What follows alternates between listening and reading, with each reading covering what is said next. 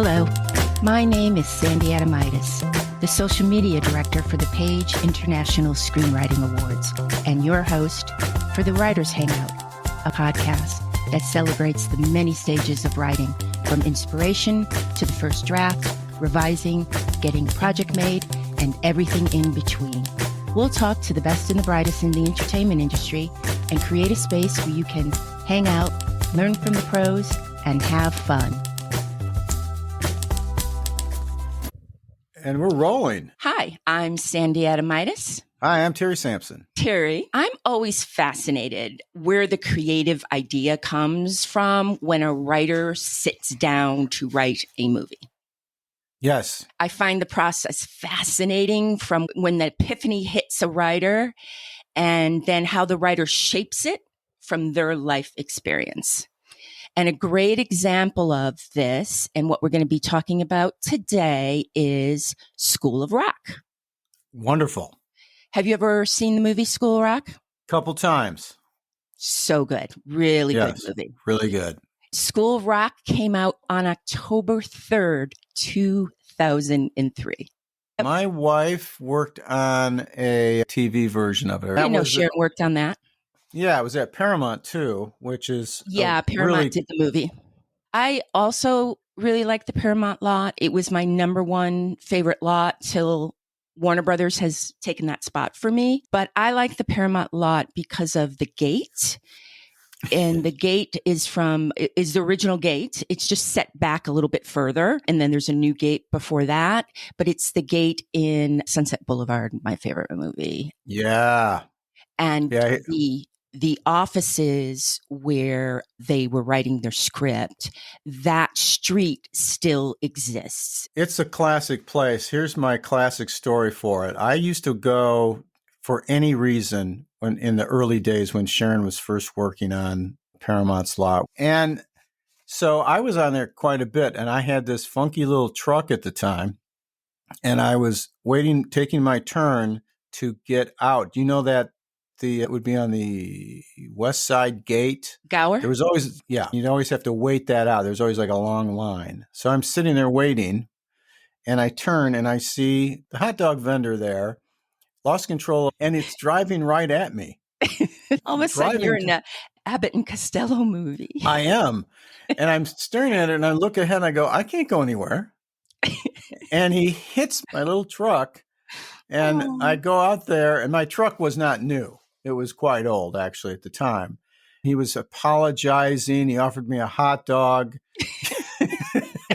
While I was eating the hot dog, I was looking at the dent in the side of my truck, and he goes, gee, what are we going to do? I go, nothing. The car's not even worth getting this thing pinged out.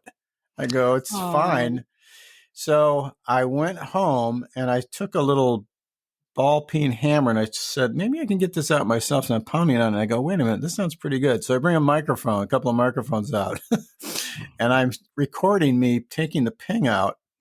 And I take that sound and I sample it into a snare drum, and I used it on a cues for Family Ties. Wow. How about that? Wow. Actually, Brian De Palma should have made that the plot for Blowout. Yes. I really think so. Yeah, I think every movie needs a hot dog accident. Yes. Okay. Back to School of Rock and how Mike White, the writer, came up with the idea, School of Rock. Can you read the plot? Overly enthusiastic guitarist Dewey Finn, played by Jack Black, gets thrown out of his bar band and finds himself in desperate need of work, posing as a substitute music teacher at an elite private elementary school. He exposes his students to the hard rock gods he idolizes and emulates, much to the consternation of the uptight principal, Joan Cusack, played beautifully by Joan Cusack, I might add. As he gets his privileged and precocious charges in touch with their inner rock and roll animals, he imagines redemption at a local Battle of the Bands. The audience and critics equally loved the film, and Jack Black was nominated for a Golden Globe Award for Best Actor. Man, did he move around a lot in that movie. One thing before I forget. These are not our words. This was in the synopsis from Google. It's the uptight principal, Joan Cusack. I would really like to correct that. She's the under pressure principal. She has so much pressure on her shoulders. She's not uptight. Let's just not use that uptight in women ever again in a sentence. But I just had to say that. And okay. She was more or less in a what's going to go wrong next mode.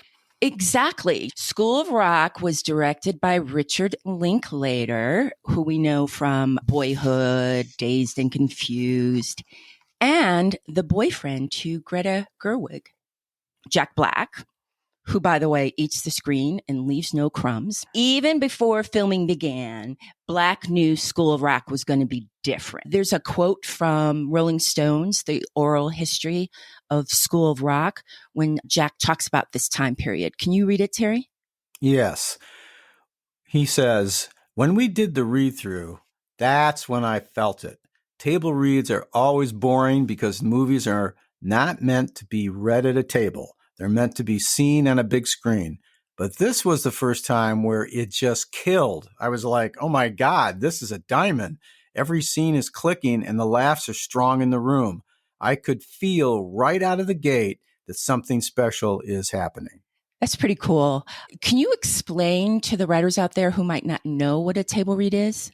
Yeah, in the process of getting a show up and running and ready to be filmed, a table read is a structured read-through of a screenplay or script by actors with speaking parts in a film, TV show, or play.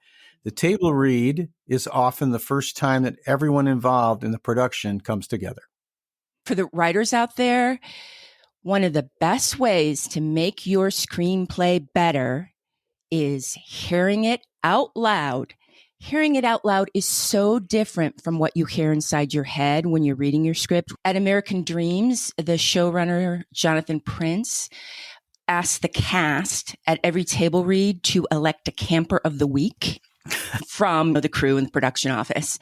And I was camper of the week one week, and I got a certificate for a massage. Oh, nice. Yeah, it was a nice gift. Wow, great. Yeah, it's a nice idea. Yeah.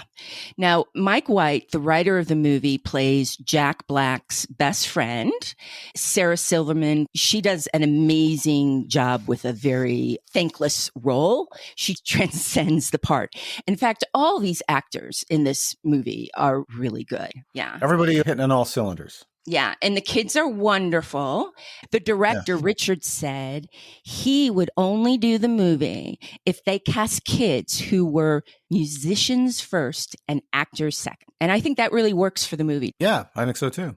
Now, how did Mike White come up with the idea of School of Rock? By the way, I am a big fan of Mike White. I think I became aware of Mike White from his HBO series Enlightened.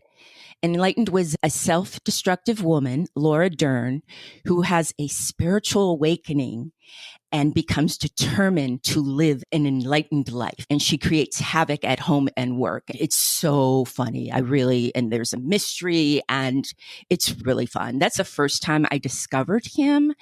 And what was the name of that movie? It's called Enlightened. It was a series on HBO with Laura Dern. Really good. I've watched it twice, actually, the series. Mike's also in the series. He plays Laura Dern's coworker. And then I vaguely remember hearing about a writer who did Survivor. I always remembered that kind of out there in the zeitgeist. And that was Mike White.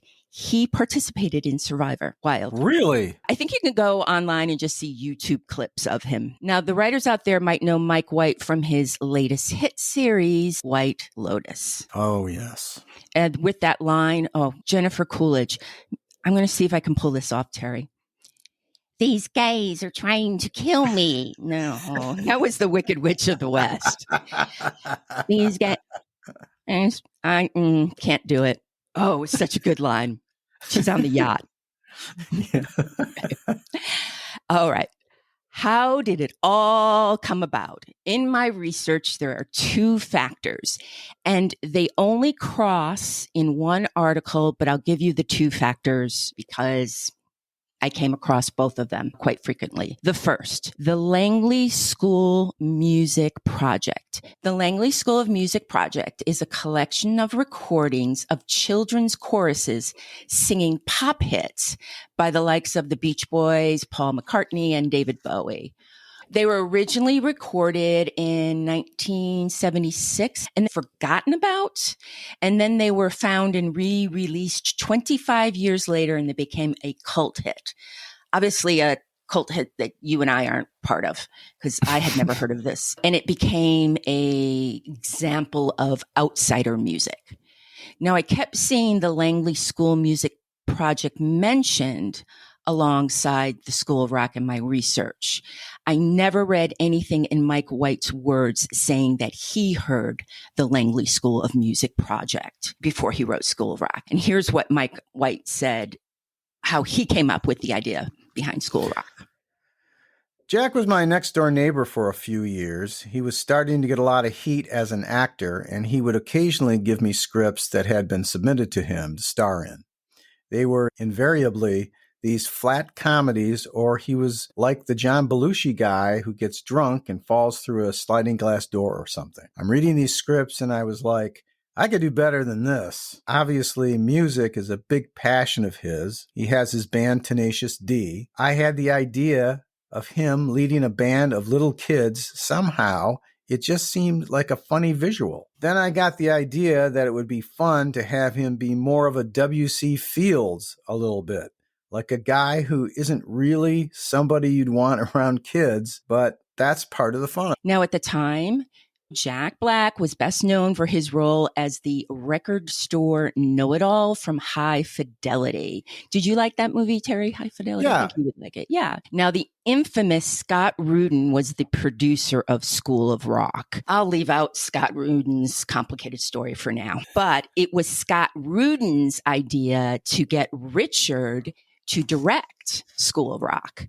Terry, will you read the quote from the oral history of School of Rock from Rolling Stone? Sure. Rudin gives me a script and says, Jack Black's attached. What do you think? I'm like, I don't know how to do this. I pass. I got a call that was like, Scott Rudin, the producer, isn't accepting your pass.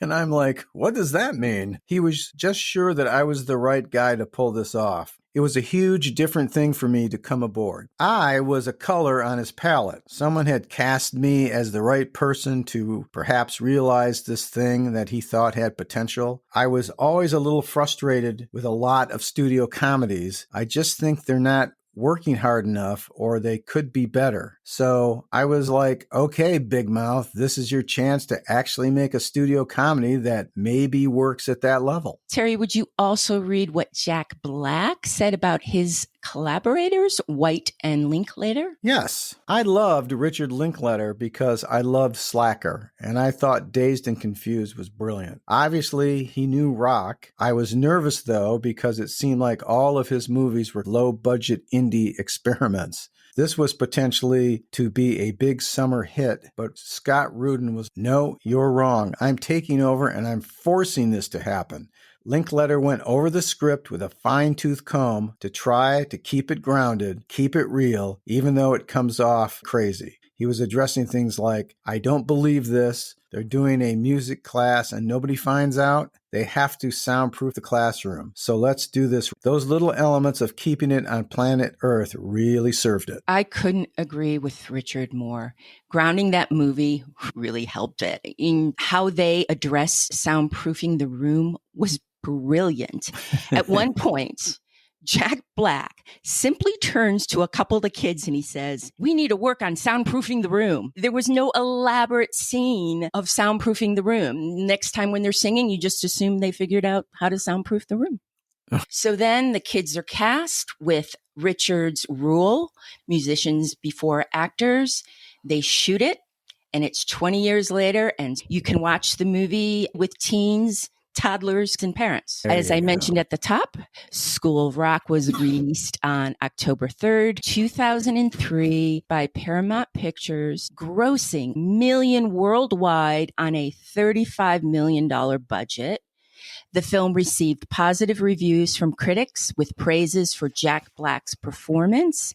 It was the highest grossing music-themed comedy of all time until the release of, do you want to take a guess?